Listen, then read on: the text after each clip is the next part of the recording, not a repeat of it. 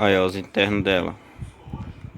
Guia de mola de polímero, padrão cima. Pistão também de polímero.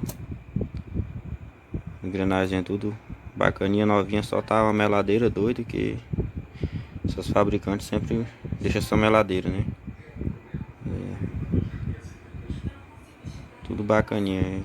Vou desmontar, lavar e montar de novo com a chimagem já.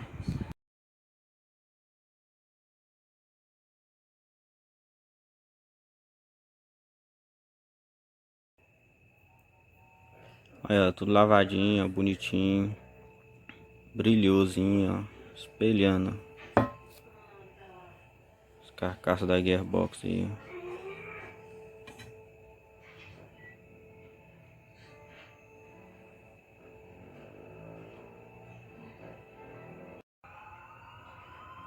Ó, o cilindrozinho, ó, polidozinho, ó. Dá pra ver o reflexo.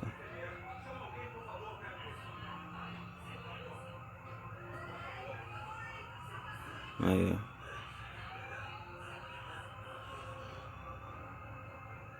Brilhando.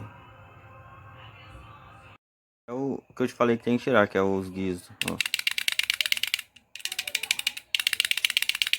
É as engrenagens balançando dentro, entendeu? Aí esse aqui, quem tira isso aqui é a chimagem, que é o que eu vou fazer agora. Fazer a chimagem nas engrenagens, que é pra tirar esse barulho aqui, entendeu? Aí a chimagem feita na gearbox, ó.